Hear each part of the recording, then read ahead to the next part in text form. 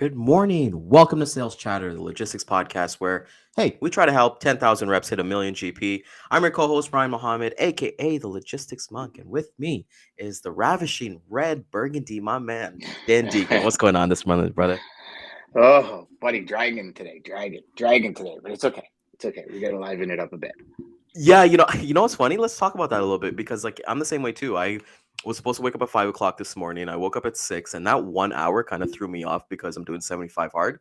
So like I had to rush to go do my 45-minute workout, do my weigh-ins, and do read my books and stuff. Like even coming to here, I was like, oh my god, I'm cutting it maybe like 10 minutes. But hey, May 1st, we're bringing on the good vibes, and the Leafs Yep. are in the second round. So you know what? Let's hit that So is intro. Edmonton. So is Who cares? Edmonton, Who brother. cares about Edmonton, Oh man? But no, yeah, Canadian we're team. Come on, Nah, man. man. Toronto all Canadian day, team. baby. Toronto all day. To the HPLS podcast. Live, relevant, and high performance information, conversations, and education weekly.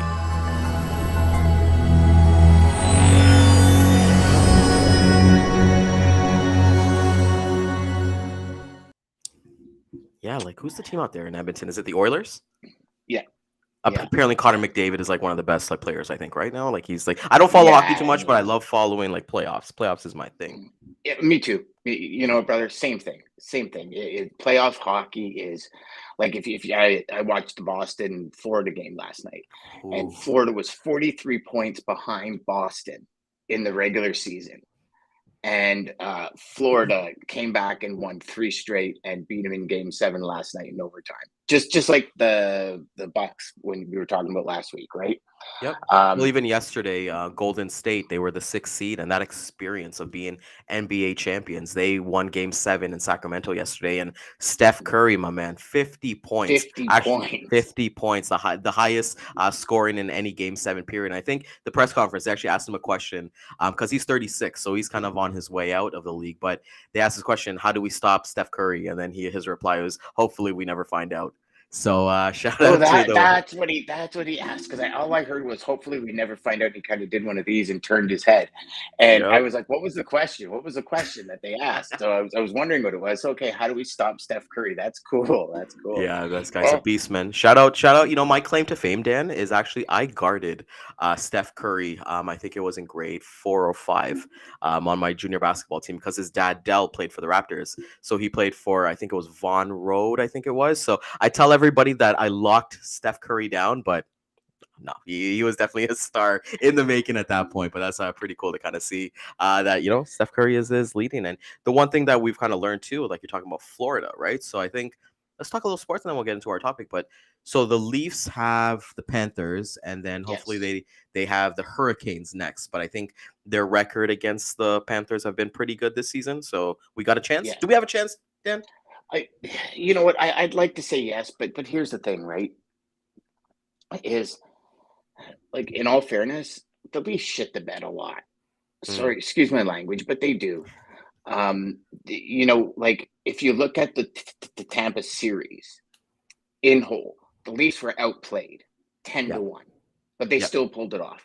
And so there's kind of two things going. So the one is they made it past the first round, which is like the big curse, right? Like the Leafs, I think it's been 10 or 12 years they haven't made it past the Not first even, round. man. It's been 2004, brother. There wasn't Oh, really? iPhones. Okay. iPhones weren't out there. They basically did a post of things that weren't around then. So like, there's so many things like like obviously DoorDash, and all these things. But yeah, iPhones was a big one because iPhones actually came out in 2008. Wow. Okay. I thought they would have been out longer than that. I guess it was BlackBerry before that, though. BlackBerry was the big one. But so you think about it. So they got past round one, right? So there's this big like, hoorah rah. And then our nemesis, who typically most of the time took us out in round one, Boston, just got put out, right? Gone. So now we've got Florida. So it's like this brand new kind of feeling that we have going into round two. You know what? Normally I'd say yeah, we got him, but you look at what Florida did to Boston. Like Yeah. it's NHL playoff hockey, man, and it's Playoff it's it's hockey. friggin' cool to watch. I mean, just like any playoff basketball, whatever, things happen in the playoffs that just kind of everybody go, what? How did that happen? Like how? Like not in a million years. Like whoever bet on Florida against Boston at the beginning made some serious coin. Oh, Like some serious 100%, coin. 100%. Well, I feel like in both sports, NHL and NBA, it is the season of upsets, and we're seeing Yes. that experience. I know last night, Colorado, the defending champs, they got trumped by Seattle Kraken. I didn't even know that Seattle had a hockey team, but it's fun. It's fun to be engagement. I will say the one thing though is a funny story for you, Dan. So Friday, my wife and I we went out to a concert, but it was like a church thing. It was called Elevation Worship. They're actually a church based out in Charlotte, North Carolina. Okay. 15,000 people, Dan. 15,000 people in Nice. Scotiabank Arena praying. So I feel like we should take a little bit of credit for the Leafs winning on Saturday. You know, we There had you go. 15,000 people in Toronto, Scotiabank Arena. Shout out to They actually Elevation Worship. prayed for the Leafs. Well, no, just praying in general. It was like Oh. so. It was like they have like Okay. a band, so they did a concert, and then they had their pastor come on, and like he gave like his word and his sermon and stuff. But it was one of the coolest experiences ever because obviously people kind of know like I'm not Christian, right? But I like to try new things with my wife. So if we see something that's kind of cool, we'll kind of go and do it. That's kind of our date nights, and it was a cool Well, I experience to always be a part remember of. I sent you a text saying, "Are you at a concert?" Because you sent me a picture back when I sent you a picture of the sled you're going to ride, and then you sent me one back with this concert. I was like, "Dude, are you at a concert?"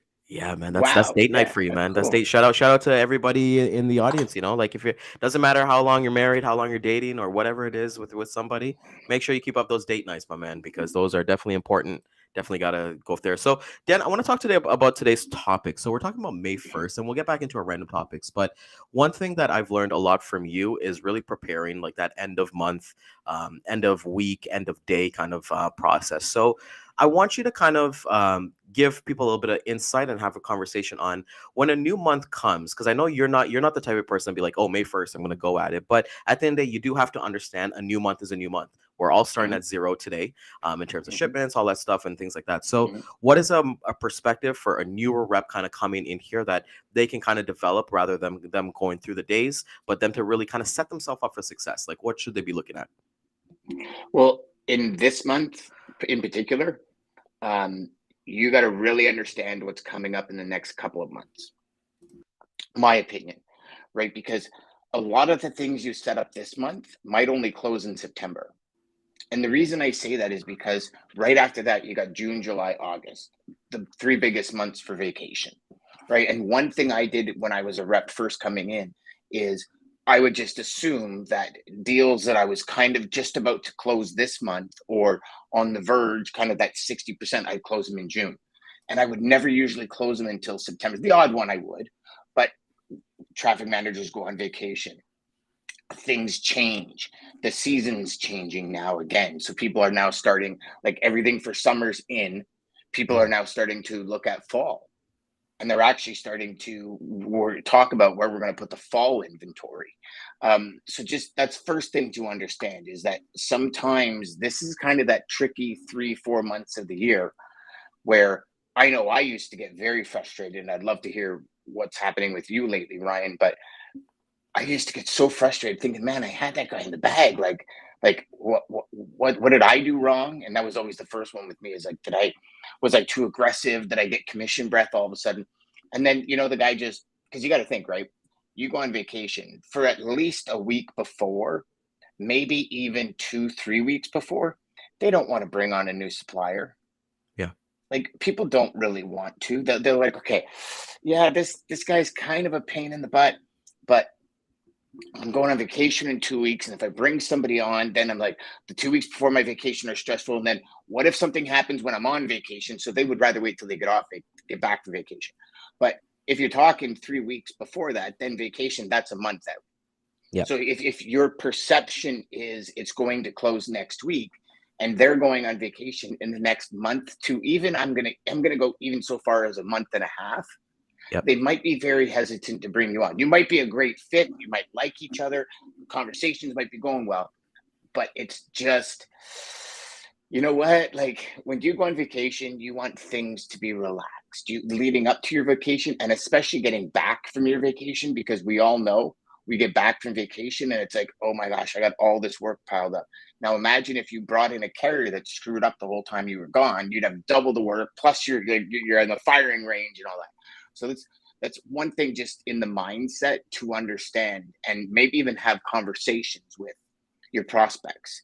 You have the conversation with, are you planning? Because if you're at that 60 to 80% before you close, you're having conversations about personal things, right? This isn't just a cold call.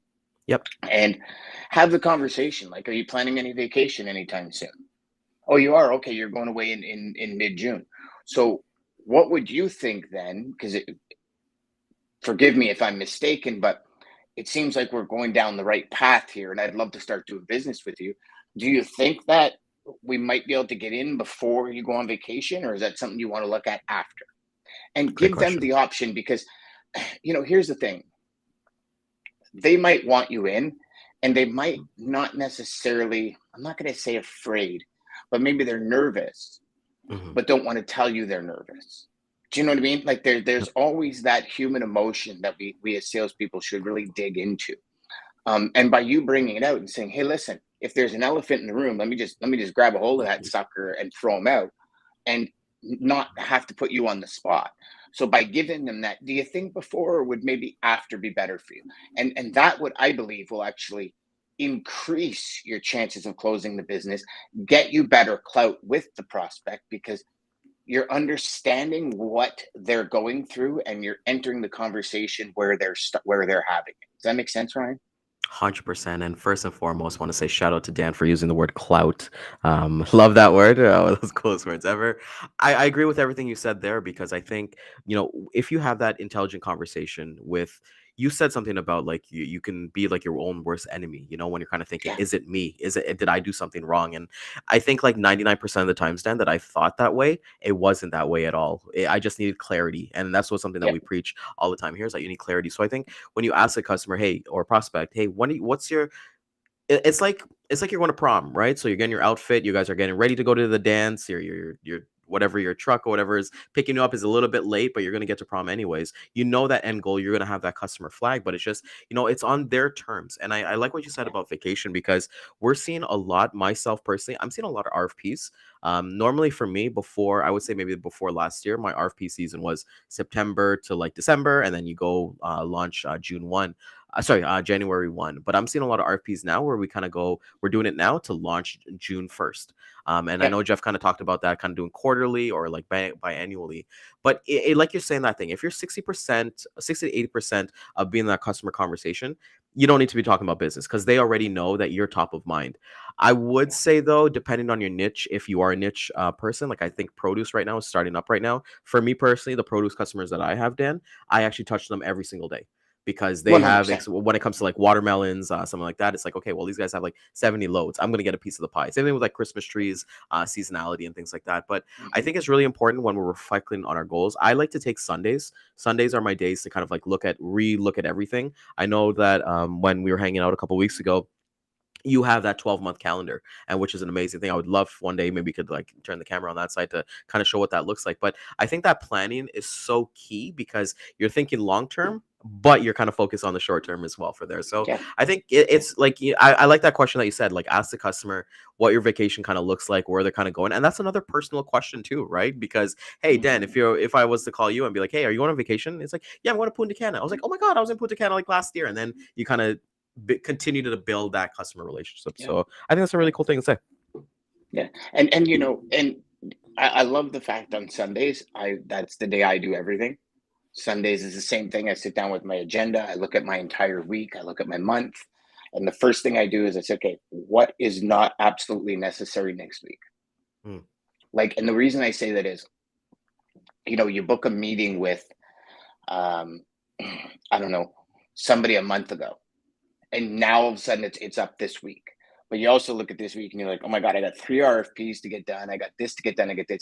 As much as this was booked a month ago, it's kind of on that back burner, yeah. and so you move it, right? And Ryan, I believe this is what happens to us as salespeople, right? We go in and we book a meeting with a customer 2 weeks out, 3 weeks out, and that customer, because all of our customers, traffic managers, logistics managers, VP of logistics, all these people, they're doing 3, 4 jobs. We Yeah. all know that by now, right? Like everyone you talk to is like, oh man, I got so much thrown on my shoulders. So what was important 2 weeks ago might not be important this week. And especially in their world, right? Like 4 containers didn't show up, or this got stuck, or there was a rollover of this, and there's their names all over the 6 o'clock news in Kentucky. Bringing on a carrier for Canada might not be in their priority list right now, right? Maybe next week. And that's what they do. They look at their agenda too, and they say, hey, listen, I got to cancel my meeting this week. And what do? We're like, oh my God, what did I do? What Yeah. did I do? Right? But it's the same thing. You pull out your agenda and you look at your week and you say, what's really going to move the needle here? Is this meeting going to move the needle? And then obviously you do your work to determine, ask yourself your questions to determine if this is a good meeting to have this week, or if I replace it with something else and move this back a week or two, would it benefit me more in the future? Like for me, the beginning of May was always every single customer I would call and figure out their vacation schedule, their team's vacation schedule, and everything. The beginning of May. And some of them would be like, well, I don't really have it. And it's okay. I just want to make sure that if one of your team's on vacation, one of mine's not. And they'd be like, oh, wow, thank you. And I'm like, well, it's important because you're going to need extra coverage. And maybe one of my team members can be that extra coverage to call for deliveries appointments instead of, this person doing it or whatever. And it allowed me to have a really in-depth conversation with every customer. And that was the beginning of May. For probably the first 4 days in the beginning of May, that's all I did was just get a hold of them. I'd say, well, would you mind if it's possible, like if you have any idea, an inkling, can I either call the team or can I have my team call your team? Or are you, when's your kind of deadline for your team? Because a lot of people want summer vacation in by the beginning of May. A lot of companies, right? Because they have to plan accordingly. And that conversation was always gold, always. Yep. Because the customer was just like, wow, thank you so much. And I guarantee you'll be the only one asking that. 100%. And even if you don't have a team, right? Like even if it's just you want to know when your customer's on vacation, because the last thing you want to do is book your vacation when your customer's on vacation, because something goes wrong. You are the face, right? Like they buy us, Ryan. All of your customers have bought you. They haven't bought the flag you fly. Yeah, that makes sense. The flag you fly, right? I was like, that's a lot of F's in there. But they buy you. So if something goes wrong, they're on vacation. They would expect Ryan to be the one to stand up and say, hey, listen, get this right. Yep. And the conversation that you can have is absolutely amazing. But just understand, again, back to the original question, Sundays is the day of reflection. Sundays is the day where not only do you and I, Ryan, but a lot of people change their schedule. Yep. Do your best, and I'm so bad at it. I mean, I remember before I got sick, I had a $50,000 deal on the table, and this guy and I were communicating left, right, and center. It was like super communicating, and then all of a sudden he just disappeared. And literally, it was at the point where I sent the invoice, and he disappeared, and I was like, where is he? And you wait a day or two, and it's like normally it's an hour delay max between texts. And I'm like, okay, what did I do? And I literally started going back through my texts. And I remember saying to my wife, like, I don't understand. I didn't do anything. Like I was like, and I'm looking, I'm like, no, this is helping. And I couldn't figure it out to the point where 2 days later, I sent an email saying, I'm really sorry if I did something wrong, and I mean, just like, I lost my mind thinking I did something. 2 days later, he gets back to me. He's like, dude, I am so sorry for not getting a hold of you. He goes like, it was just as simple as a text away. I had a major family emergency. His mom got hit by a car. She was in a car accident. I just kind of dropped everything. I'm really sorry I didn't text you. So here I am freaking out that like I had commission breath and what did I do wrong? And I've lost a $50,000 deal. And he had an accident in the family. Yeah. And you think about it, if that happened to you, I wouldn't, as long as my immediate family would be my main priority, right? Like my family and everything else, I probably wouldn't answer either. Or I'll answer it later and then you forget about it and you do that. But it was like, and then from him connecting with me, within 3 hours, he wired the money, sent me the transaction number, and within 2 days I had the money. And it was like, and then we started and we went, put his whole team through courses. But it was nothing I did. But this up here was like, oh my gosh, I ruined it. I screwed up, right? It's Mhm. so bad to just get that out of there, man. Yeah, well, I think you look at something that's like a big one-off, right? Like that's not happening to you to like the 99% of your customers, right? So Hmm. it's really important, like when we look at Sundays, and I want to talk a little bit about like the first of every month, because for me, I don't track my progress in terms of like prospecting and orders and all that stuff, because we're agents, and then we kind of get like our numbers usually by the fifth or sixth or whatever. So for me, I look at my outputs because those are the things I can control. So one thing, Hmm. like for anybody who's new watching out there, pay attention to like your calls, pay attention to your emails, what hit, pay attention to your social posts as well, because at the end of the day, even if you're looking for brand new business, and I've been seeing a lot of posts on LinkedIn, Dan, where it's like it's from actual shippers saying like, man, I cannot, like my phone rings off the hook, and like, I'm getting 3 times the size of solicits since the market has kind of gone down. And I just remember when Greg Cornett was on here a couple, I think it was last year or the year before, he was just saying, yeah, since COVID, my stuff has gone up more. So when you kind of say that, hey, a shipper's role is like they're wearing 4 or 5 different hats every day, you got to kind of look at your output completely and understand your timelines. Because when I'm looking at my timelines and like the customer is like, okay, well, RFP is gonna come out in September, I'm not gonna wait till September. I'm gonna hit like a touch, like maybe bi-weekly or something like that, give them a call, just to figure out how everything's kind of going with them. But understand that it's their timing, not your timing. But when you control the controllables on your end, that's like things like Sundays, right? Like, and I do that for my business and my personal life, Dan. Like I meal prep every Sunday. I make sure that I kind of like go like a nature walk and things like that. And Sundays is my days where I actually leave my phone alone completely. But when you're looking, it's very rare that we get the first of the month on the Monday, which is kind of like the go day. So like I'm really looking forward to what May kind of brings. But I like the idea that you brought up, that was like, hey, let me call my all my customers, figure out what their vacation timeline is, and not just their timeline, figure out what their teammates timelines are. Because if you're dealing with a customer, let's call it a spade, they're not the ones who are going to be tendering new loads or POs or anything like that. It's going to be somebody from their team, the load planner, the ops person there. So Hmm. once you kind of involve everybody there, that's where you become a resource to their team and understand that And completely. your But hot prospects. Don't forget your hot exactly, prospects too. you Yep. you you have Yep. to, you Not just really have customers, to. hot prospects. Well, hot Hmm. prospects too. Even I would say even mid warm, like lukewarm ones too, Yeah. because you're Yep. kind of going from there, like to understand, hey, this person's actually, for me, Dan, like I like to stand out when I reach out to prospects and customers. That's why I like to do a lot of videos. I like to do like certain emails. Like my emails, I was telling somebody this morning, my emails are really like 50 words or less.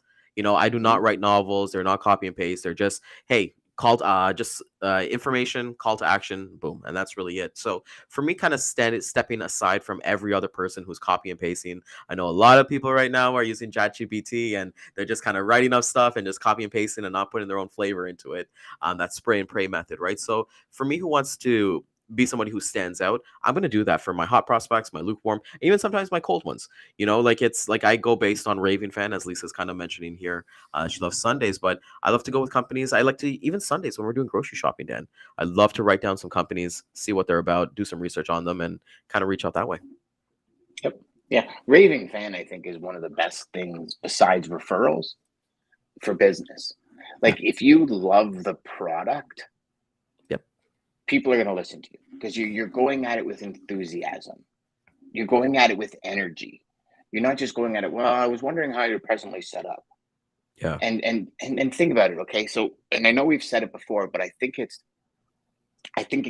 gets lost in a salesperson, and I think it's something that we need to consistently bring to the forefront of our mind. It's the easiest sell. It, It's really the easiest well, but sell. no, no, Like, well, no, no, no. What I'm going with this is, it is raving fan is an easy sell, but what I'm going with this is, if you had 5 to say 15 calls a day that you felt wasted your time, right?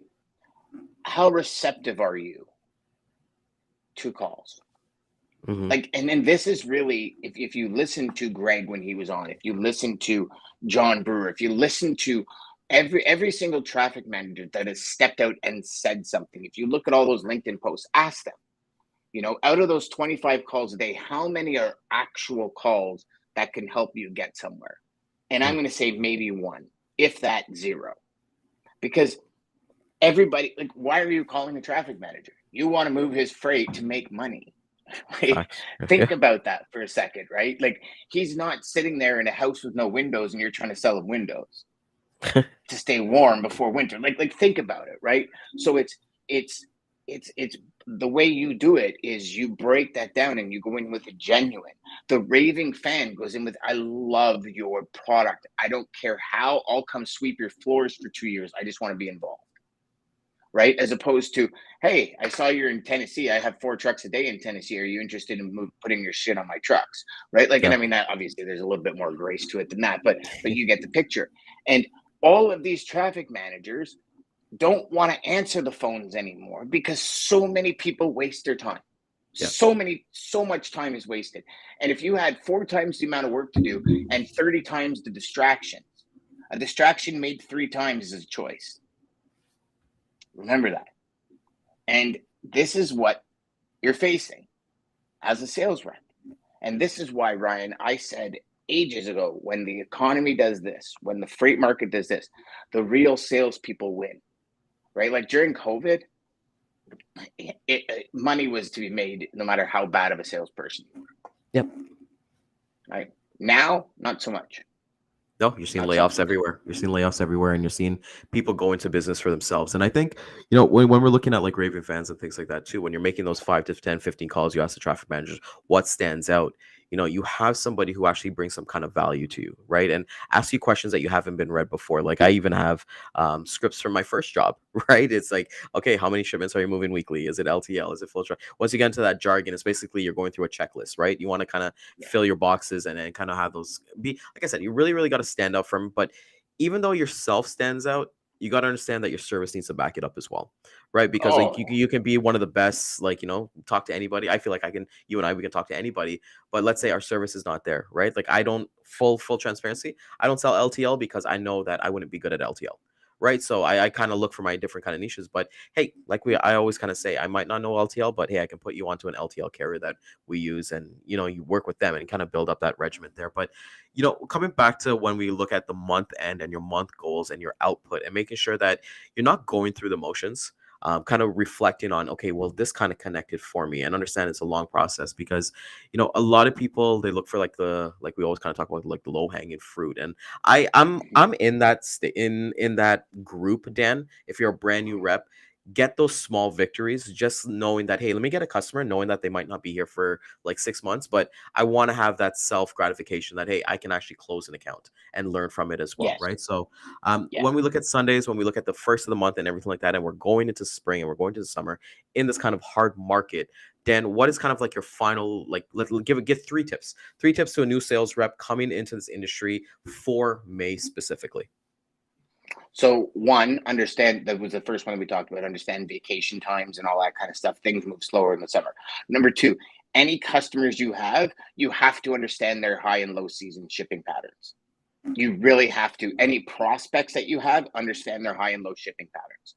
Because those 3 things, if you understand when deals are going to be closed, what customers have, like, the waves of shipping patterns, and what prospects have the waves of shipping patterns, you can plan your entire year.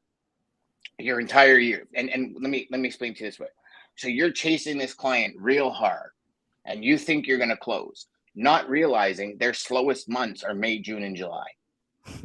So in their slowest months, where they have 5 carriers already and they can't even help those 5 carriers, they're going to pick the best carrier of those 5 and use them. They might switch to a new supplier, but most likely, because of the number 1 tip, they're going on vacation. And right, so if you don't understand your entire customer base and your medium to hot prospects, when their peaks and valleys are in shipping, you actually don't have a business. Yeah. And I hate to put it like that, but you're transactional. And the reason I say that is because May might be the perfect time for you to get away. Yeah. Because none of your prospects and none of your customers have anything going on. Or May might be the perfect time for you to add an employee, add a team member in operations, getting prepared for June, July, and August, because 3 of your customers kick in huge. Like if you don't understand the highs and lows of your customers, you don't really have a customer.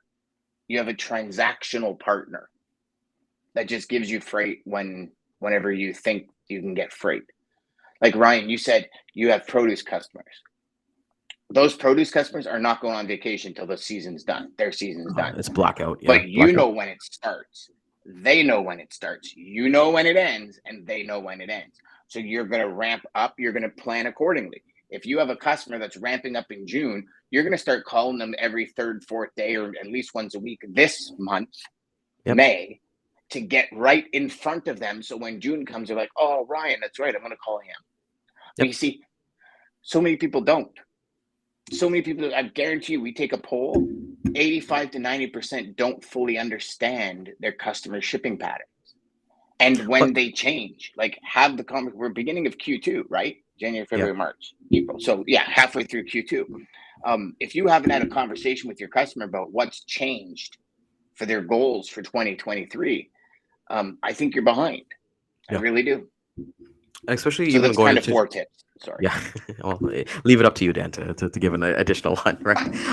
But even too, I'll add on to that before we close up the show here. Like even you're looking at for 2023, even start talking about 2024, right? When the market does flip, and look at from that point of view. I think it's like really important to always have those conversations, I feel like we're giving out this advice here as well, and it kind of contradicts a little bit sometimes, Dan, because we're like, okay, we don't want to take up so many time of the logistics manager or whatever, but know that you go in with intention with your calls, even if your call lasts like 30 minutes to an hour with the customer. You're not having filler in there, knowing that if they want to spend the time with you, they're going to spend the time with you, right? So you ask those pertinent questions and you're going to be making it amazing. So want to thank everybody. It is May 1st, so we're looking forward to everybody crushing out this month, and we're going to come back to you every single day with content. So if you found value in this, please like, comment, Ryan, share, can I and just share subscribe. one more thing before we close off? Because I think you'll find this very important too. Yep. You got to understand also with what's happening in the economy and stuff, your customers might cancel orders, right? Like I know somebody that had probably the biggest order on their table for their company, and contracts were signed and everything, and the companies are starting to tighten up the purse strings. And their whole company is going, no, we counted on this. Like this was a signed deal. And they're like, sorry, man. Like it's just the economy's crashing. Like we got to understand, it's not just our customers, it's our customer's customer, right? Yep. Canadian Tire might cancel $4 million in orders because they haven't been selling it. Like, and that's where these conversations that you have about highs and lows, and like you said, Ryan, where you're not, if they like you, they're going to have the conversation with you. And when they start having those conversations with you, like, listen, we had some stuff happen, customers canceled some orders, so we're kind of in limbo right now, but things are happening. When your prospects have those conversations with you, you're in. It's just a matter of time when the actual connection happens and you move from third to fourth to home plate. Sorry, I wanted to, yeah, that's fine there. And add to that too as well, like like a lot. If you deal with a small supplier, like somebody who only has a little bit of shelf space, if you work in retail, like have that conversation too, because they might be drawn out. It might be too expensive for them. You look at one of those key players that is going to be from there. So we'll see you guys tomorrow. We'll hit the replay again at 2 and 6 p.m. But take care, everybody, and have yourself an amazing